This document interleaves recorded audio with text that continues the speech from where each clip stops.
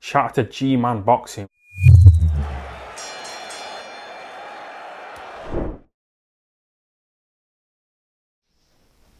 Alright, people, bit of breaking news here. So the WBC, who obviously were investigating Conor Benn's failed drugs test. Now, before we go on to this, they were investigating the failed drugs test that happened, I believe it was in July.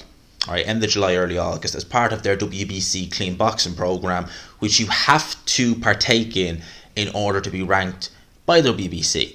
So they've been investigating the failed drug test with Conor Benn, and they have ruled that their investigation into Conor Benn's failed drugs test, that there is no conclusive evidence he intentionally, knowingly ingested clomiphene. WBC have now accepted Benn's highly elevated consumption of eggs as the reasonable explanation for the positive drugs test. Just to point this out, the separate investigation, which is being conducted by the British Boxing Board of Control and Ukad with regards to the second failed drugs test, because bear in mind the second failed one was not part, it was VADA, but that was not a WBC sanctioned bout with Chris Eubank Jr., so it was a separate one. It was VADA who popped them, but they're investigating this one. So with the British Boxing Board of Control, the investigation is still ongoing, which could see him getting a ban. Now, let's just dissect this, right? So with the WBC situation, now I've spoken about this several times. If the WBC had come back today and banned Conor Benn, right, it would literally do nothing. It wouldn't ban him from boxing. It wouldn't ban him from, if he wanted to fight in Australia, let's say, it wouldn't mean anything. It just means that he won't be ranked by the WBC. It just means that he can't partake in WBC sanctioned bouts. This has happened with fighters before, right, where the WBC have banned a fighter, but they banned him from, the WBC have banned them, but not from the sport. So I've used this example, it's the best example I can give, really, it explains everything perfectly, is when Povetkin failed his second drug test in 2016, which was going into a fight with Bermane Stiverne. The WBC said, right, we're banning you. He was banned from the WBC for a year, right? 2017 he fought twice. Both of them were WBO and WBA sanctioned bouts respectively, so it meant nothing. It literally didn't do anything. It meant absolutely zilch. So the WBC investigation, etc., it really means nothing in the grand scheme of things. Now, with WBC exonerating him, at the end of the day, the WBC have done this in the past. I mean, when Canelo Alvarez failed, and he did fail, you know, I know people, a lot of fans out here be like, oh, Canelo Alvarez, we can say, has failed the drugs test, right, categorically. They, and the WBA, because they're not infallible, both instant, and it was weird the way they did it. They didn't just give him a pass after investing. Instantly, they came out and were saying, oh no, Canelo would never do that. It really is, like, that one right there, really, like, without even so much as kind of looking into it, it was a case of, no, Canelo wouldn't do that. And they used the tainted meat as the excuse, all right? And the WBC said, yep.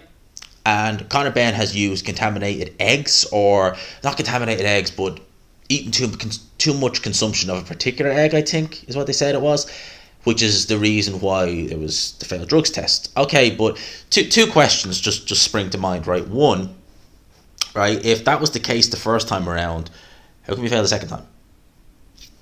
Surely if that was something that was pointed out and you knew you'd failed it back in July, you'd be thinking, get them out of my goddamn diet now.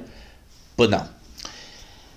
Second of all, WBC have done this in the past, as I said, with Canelo, where, you know, they've used the food. And Sullivan looks like a man who is very fond of his food, put it like that. So I'm sure he's eating everything and knows all kinds of things about what goes into food. Ha ha ha ha. Doubt that very much. He just seems to probably, God knows what that guy's diet's like. I can only imagine. But it's not the first time they've done this. I think the big question, I've said once and I'll say it again, is what is the situation with the British Boxing Board of Control and UKAD? That's the one that really matters. Because if Conor Benn wants to resume his career in the UK, which is where he really is primarily the big name, probably could do some numbers in Australia. He is that's where he was raised. In the States, I mean, Conor Benn is no name over there, really. So it seems like the UK is where it needs to be. Now, Rob Smith has stated that, you know, this investigation with them is still ongoing. The dossier, the 270-page dossier that they handed to the WBC when they came knocking and looking for that, well, they didn't get it. So with the UK British Boxing Board of Control situation, it really is an interesting one. Because I want to know why they've not. Now, maybe they'll use the WBC situation saying, well, see, there you go. But Rob Smith on TalkSport was basically saying, look, no, they want it scrutinised. They want to basically get the stuff you gave from the WBC. We want to look into it ourselves and do our own investigation. So I don't know what way that's going to work. Will the WBC's ruling kind of sway Rob Smith from the British Boxing Board of Control to just say, look, whatever, have it? Or what? Has Eddie Hearn maybe rubbed him up the wrong way by kind of saying that it was the British Boxing Board of Control who leaked the news story to the press, and he's refuted that allegation? So I don't know what's going to happen with regard to the UK. It's going to be interesting, but bear in mind, right, the investigation is still ongoing with Ukad and the British Boxing Board of Control, and they are investigating the failed drug test going into the Bbboc Junior fight. Because realistically, like they've the one that happened in July is irrelevant to them, because that was, would you say it was out of competition? Because I don't believe at the time the Bbboc Junior fight was announced. I don't even think it was even talked about really. And the second drug test, I believe it was the start of September or towards the middle of September, is when that was reported to be, or alleged to have failed. I don't know the exact dates, but it was alleged around about the start of September. So that was when, obviously, we were going into this fight. So that's the one they want to find out about. And as they've said, they've not been forthcoming. So I don't know what the situation is with this. With regards to the WBC investigation and them saying, they're happy with it, at the end of the day, that's just for the July one, right? And look, Conor Benn, for me, I've said it once, I'll say it again, I'm not going to shy away from it. As a person, I don't particularly have much time for him. I don't particularly think he doesn't come across as a particularly likeable character, put it like that. And the way he's handled this situation, certainly with the UCAD end, I think he's handled it poorly from a PR point of view. Constantly, trying to say, I'm innocent, and innocent until proven guilty. When your own promoter has even said, actually, no, it's the other way around, you're guilty until proven innocent. Your own promoter's even said that. I don't think he's handled it well. And from the outside looking in, certainly with regards to the second one, with the UCAD investigation, it doesn't look good. Just from the outside looking in, it doesn't look good. As I said, if there's compelling evidence that he can give to say this is it, a 270-page dossier, really? Surely if it was all you needed was a page or something like that to say this is the reason, etc., etc., there you go. 270 pages? How much of that was just pure jargon? That's what I want to know. But reporting on this, the WBC have given Conor Benn the okay. At the end of the day, as I said, with Conor Benn, he's going to want to resume his career, certainly in the UK, because that's where he's known. That's where he's made his name. If the British Boxing Board of Control are saying, doesn't matter, until we get this sorted, even on a different, like a Luxembourg license or an Australian license, we're saying no-go. I don't know if that's feasible, but according to Rob Smith, he seems certainly confident about that. So, I don't know. You could say the herd with the WBC has been, handled, but I don't know. The British Boxing Board of Control and the UCAD one, I mean, that's the one where, that could be make or break. And if they're not forthcoming, I don't know.